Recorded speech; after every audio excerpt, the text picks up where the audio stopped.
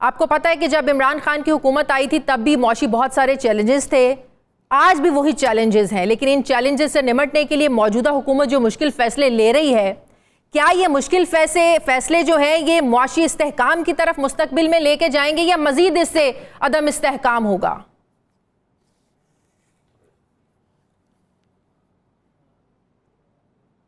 जी, मेरे ख्याल में तो इससे फ़ायदा ही होगा।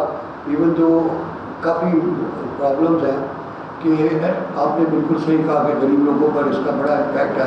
ये करने से आप देख लें कि हुकूमत का हर महीने 40 अरब रुपए का खर्चा है गवर्नमेंट चलाने का, और 80 अरब रुपए वो पहले से दे रही थी।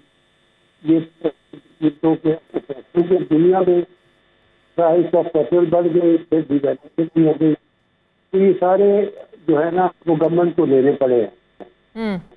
मगर मैं I do see light at the end of the tunnel कि हमें ये एक बड़े अच्छे से हमने ये डिस्टॉर्शन को तोड़ा हुआ था और अब हम जाकर इसको टैकल कर रहे हैं।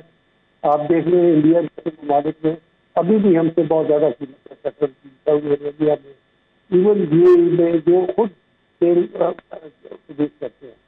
तो देश जब चीज़ों को बहुत कम कीमत पर रखा जाए वो वेस्ट होती है। मैंने नोटिस किया है कि जिस दिन ये प्राइस बढ़ाई है सेकंड टाइम इन्होंने, उसके बाद मैं लाहौर में आई वाज वाचिंग कि कुछ ट्रैफिक कम हो गई है। तो we need to get used to austerity, हम चीज़ों को कम इस्तेमाल करें, जिससे हम अफोर्ड नहीं कर सकते बहुत टाइम नहीं। बट आई थिंक आगे जाके अच्छी चीज़ें भी धीरे नजर आ रही है।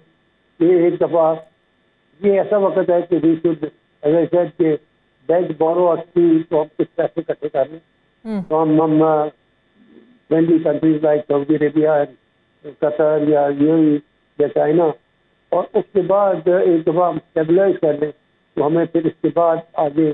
सर मैं प्राइवेटाइजेशन पे भी बात करती हूँ। मैं ये पिछले कुछ दिनों से आप जो प्रोग्राम्स भी कर रहे हैं उनमें भी आप प्राइवेटाइजेशन की बहुत ज़्यादा बात कर रहे हैं। इस पर भी मैं आपसे बात करूंगी कि प्राइवेटाइजेशन ही क्या इस मुल्क के मौशी जो मसाइल है उनका हल है। लेकिन उससे पहले मैं ये पूछना चाहती हूँ कि इन मुश्किल जो फैसले लिए जा रहे हैं, आप समझते हैं कि IMF के पास जाए बगैर ये सब कुछ हल हो नहीं सकता था? लोगों की मुश्किलात, इस हुकूमत की मुश्किलात कम नहीं हो सकती थी? IMF ही वो वाहिद सहारा था, वो वाहिद फोरम था जिससे हमारे मसाइल हल हो सकते हैं। बिल्कुल, IMF के बगैर ये नहीं हो सकता, बिकॉज IMF एक थप्पा जिससे जब तक नहीं लगाएगी तो हमें दूसरे मल्टीनेशनल डोनर्स भी पैसे नहीं देंगे, कमर्शियल लोन भी नहीं मिलेंगे, बॉन्ड भी हम नहीं फ्लोट कर सकते। This is the reality of the world. देखिए, आप लोगों को और हमें ये रियलाइज करना चाहिए कि दुनिया में अमेरिका के पास 1/3 of the total resources of world are with America, और जो $1 भी आप या $10 यहाँ से इराक में भेज देना तो वो भी वाया न्यूयॉर्क जाता है। तो this is the reality that we have to ये जो उनकी कंडीशन है उसको हमें एडेयर करना पड़ेगा। बेसिकली वो यही कह रहे हैं कि वो आप अपने एक्सपेंडिचर्स को अपने हैसियत से ज़्यादा ना करें, उसमें लोगों को तकलीफ भी होगी, वेस्ट भी होगी, पर ये इन द लॉन्ग रन हमें करना पड़ना है और हमें अपनी इकोनॉमी को बिल्ड अप करना पड़ेगा। उसके बाद इसके बेनिफिट्स आएंगे, और वो बेनिफिट्स ये हैं कि हमें अपनी एक्सपोर्ट को बढ़ाने के लिए हमें एक्सपोर्ट इंडस्ट्री को चलाना पड़ेगा। लुक एट बांग्लादेश, मेरा तो अपनी फैमिली वहाँ रहती रही है, और ये जो सेपरेशन हुई है वो बहुत गरीब थे हमारे से, और उन्होंने किस तरह अपनी कफायतशारी करके अपनी एक्सपोर्ट को बढ़ाई। फिर वो उनका एक स्लोगन होता था कि हम बहुत गरीब हैं, सारे मुल्कों में जाके कहते थे हम बहुत गरीब हैं, हमारी मदद करें। उनको ट्रेड कंसेशन भी मिली, फिर उन्होंने बड़ी मेहनत की। टुडे बांग्लादेश है $40 बिलियन इन रिजर्व, और $700 बिलियन जो है ना हर महीने उनका रिजर्व बढ़ रहा है। सर बांग्लादेश में फॉरेन इन्वेस्टमेंट आ रही है, इंडिया में फॉरेन इन्वेस्टमेंट आ रही है, हमारे यहाँ क्या ऐसी अट्रैक्शंस होनी चाहिए कि फॉरेन इन्वेस्टर यहाँ पर आए? आप एक सरमायाकार हैं, हमारे यहाँ इन्वेस्टमेंट क्यों नहीं हो रही है सर? वो इसलिए नहीं हो रही कि हम लोगों को कॉन्फिडेंस नहीं दे रहे, कि हम कॉन्फिडेंस ये दें कि हमारे यहाँ पर अदालती निज़ाम जो है वो चौकसाब है। आप कोई कानून का फैसला इस मुल्क में नहीं हो सकता। This is a very big issue foreigner जब आके देखता है कि जी मैं वहाँ जाकर कोई मेरे से गड़बड़ हो गई तो मैं कम से कम वहाँ से निकलूंगा कैसे बाहर। तो ये जो चीज़ें हैं हमारा जो एजुकेशन सिस्टम को हमें ठीक करना पड़ेगा। मैं अगर आपको एक बड़ा इंटरेस्टिंग बात बताता हूँ कि जब जॉर्ज बुश प्रेसिडेंट था तो मुशर्रफ साहब उसको मिलने गए, तो किसी एक आदमी ने कोई कोर्ट ऑर्डर कोयटा के कोर्ट से लिया हुआ था against an American company wasting house, $1 billion का एक पैकेज दिया हुआ था। तो जॉर्ज बुश ने मुशर्रफ से पूछा तो व्हाट दिस, तो उसको कोई जवाब ही नहीं था उसके पास। ये चीज़ें भी हम अपना देखें कि आप देखें Deutsche bank, Barclays bank, bank of America, ब्रिलेज बैंक, सारे मुल्क को छोड़ के चले गए। We must do a soul searching on all these things कि हमारे साथ हो क्या रहा है। तो हमें बिजनेस फ्रेंडली भी होना पड़ेगा कि जो आए उसको कहें कि बड़ी मेहरबानी आप आए। और ये कई मिसें खत्म हो गई हैं। आप देखें हम कहते हैं एजुकेशन नहीं है पाकिस्तान में, तो सबसे ज़्यादा एजुकेटेड मुल्क इस इलाके में श्रीलंका है, सबसे ज़्यादा तालीम है, और वो ही बैंकरप्ट सबसे पहले हो गया। तो आप आके हमारी फैक्ट्रियों को देखें जहाँ पर ये औरतें काम कर रही हैं, you should come specially because you come from that sector, और देखें कि हम किस किस्म की एक्सपोर्ट कर रहे हैं और हमारे यहाँ कुछ बहुत चीज़ें हो रही है। सर अभी आपने कहा कि हम लोगों को कॉन्फिडेंस नहीं देते। यहाँ साहब मुझे यहाँ पर एक ब्रेक लेनी है, ब्रेक के बाद वापस आते हैं। नाज़रीन वक्त एक छोटे से वक्फे का, वापस आते हैं ब्रेक के बाद।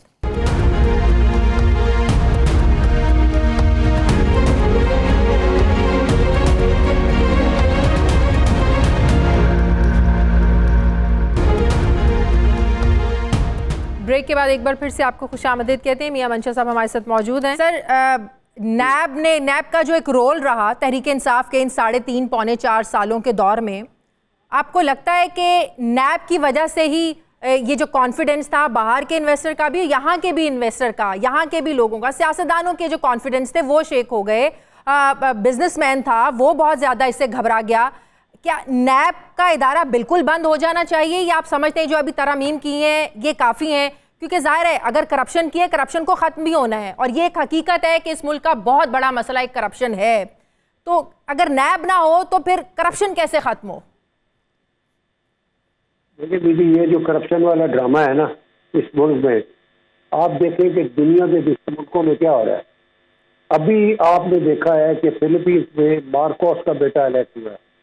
तुम्हारी भी इतनी उम्र तो है, तुमने देखा होगा कि जो उसकी माँ मिल्डा मार्कोस होती थी उसके 5000 बैग निकले, जूते निकले, इतना रौला था फिलीपींस में। Now they are growing at the rate of 10%। जब बेटा इलेक्ट हुआ तो बाइडेन प्रेसिडेंट ने दूसरे दिन उसको फोन करके मुबारकबाद, बिकॉज दे आर ग्रोइंग। तो चीज़ें वहाँ पर लोगों की एक्सपेक्टेशन से आमदन ज़्यादा है। ये करप्शन का ड्रामा लेके ना, आप देखें यूके में इतने ज़्यादा स्कैंडल वो कहते हैं जो ये कोरोना की वैक्सीन पर हुए। इसी तरह आप अमेरिका की डेवलपमेंट देखें, आप कहेंगे हम अमेरिका नहीं है, उसमें आप रेलवे बैरन्स होते थे जिन्होंने रेलवे लगाई वहाँ पर, ऑयल बैरन्स हम उनको कहते थे, स्टील बैरन्स कहते थे। हर मुल्क की एक डेवलपमेंट स्टेज पर इल्जाम लगते हैं, how true they are we don't know. तो उसको जरा देखें कि ये चीज़ें जो है इस खाम में भी कुछ हवा बोला हुआ है, और किस किस तरह लोगों ने आके इस मुल्क में नैब ने लोगों के दफ्तरों में रेड किया। ये सारी चीज़ें जो है ये हुई हैं। मेरे पर केसेस बनाए लोगों ने, और मुझे पता है वो कौन है, एक साथ तो बात चले गए। पर ये चीज़ें हैं जिससे लोग, काफ़ी पाकिस्तानी बिजनेसमैन हम बाहर रहते हैं अब, जो यहाँ काम करते हैं और उनके या बच्चे हैं या वहाँ से काम कर रहे हैं। अब मैं नामों में नहीं जाना चाहता, कई नाम ऐसे हैं जो दुबई में बैठे हुए हैं और वहाँ से काम कर रहे हैं। इसी तरह बाकी मुल्कों में देखें ना, लिमिटेशन इतनी ज़्यादा है। मैं आपको बताता हूँ कि यूएई में मैं जब जाता हूँ कई दफ़ा, तो एक दफ़ा मुझे रॉयल फैमिली वालों ने बुलाया और उनका ये दिया सब खाना खिलाया। वो ऐसे बैठ के मुझे खाना खिलाया जैसे मेरी माँ मेरे को बचपन में खिलाती थी। और कहने लगे कि हमने इस मुल्क की आबादी डबल कर ली और आप यहाँ के लिए शिफ्ट हो जाते हमारे मुल्क में, और आपके ये problem. And they even went out to the point that they said हम आपको सिटीजनशिप भी दे देते हैं यूएई से। तो वो लोग देखें किस तरह लोगों को ला रहे हैं। उन्होंने लिस्टें बनाई हैं दुनिया के कौन से मुल्कों से कितनी बंदे लाने हैं और उनकी किस तरह हमने डबल करनी है अपनी पॉपुलेशन। और उनके जो वजीरें भी हैं, जो औरतें भी वहाँ मिनिस्टर्स हैं, 30-40 साल से ऊपर वाली नहीं है, और मैंने देखा ना वो लिपस्टिक लगाती है, ना कोई ज्वेलरी पहनी होती है, दे आर ऑल PhD। तो आप देखें कि हम लोगों को ये कॉन्फिडेंस दें कि आप काम करें, गलतियां भी हो जाती है। सही। अब बस आप देखें कि शौकत अजीज साहब को हमने एक मैप के केस में डाला हुआ है। हाँ। उनकी क्या गलती है? उनकी गलती ये है कि उसने एक 17 ग्रेड की टीचर को नौकरी दी थी। अब आप मुझे बताएं, वो जतोई साहब उसके मिनिस्टर फॉर एजुकेशन होते थे, क्योंकि फिर एक आदमी एक टीचर को 17 ग्रेड की पर नौकरी देता है और वो प्राइम मिनिस्टर है, तो कैसे लोग काम करेंगे? उसकी सर्विसेज देखें, उसके ज़माने में वो 8-9 बिलियन डॉलर की फॉरेन डायरेक्ट इन्वेस्टमेंट आया। बिल्कुल बिल्कुल। और देखें उस वक्त कितनी इन्वेस्टमेंट आई उनकी, PTCL को उसने प्राइवेटाइज किया। आप देखें हमारे मुल्क में सर नवाज शरीफ साहब के दौर में 90 से लेकर 93 तक डीरेगुलराइज भी किया गया, उसके बाद फॉरेन इन्वेस्टमेंट भी आई शौकत तरीन साहब के दौर में भी, और 2008 के बाद ही हालात कुछ बदले। जी आप देखें 2 पीरियड हैं हमारी हिस्ट्री में जहाँ काफी फॉरेन इन्वेस्टमेंट आई। 90 से 93 नवाज शरीफ, और उसने सारे लाइसेंसिंग लॉज वगैरह सारे चेंज कर दिए। तो उसके बाद आप देखते मुशर्रफ का जमाना, जो शौकत अजीज था जब, और उसने जो सारी डीरेगुलेशन की वो भी नैब के केस में फंसा हुआ है। तो ये जो है ना, इसी तरह जरा हम आप लोगों को भी मैं रिक्वेस्ट करूंगा कि जो हमारी अच्छी चीजें हो रही हैं, जिसमें हमने कामयाबी आई है इस मुल्क को, देखें GST+ रजा साहब ने मुशर्रफ के ज़माने में करवाया, और बाद में हुकूमत में आके भी उसको उन्हें उसने रखा। इसी तरह आप देखें कि हमारे ये कमोडिटी प्राइसेस भी बहुत बड़ी है, और हमें कोला नहीं मिल रहा था, हमें कॉटन शॉर्ट हो गई थी। तो सडनली वी फाउंड कि अफगानिस्तान में ये दोनों चीज़ें जमा होकर पड़ी है, कोई खरीदता नहीं।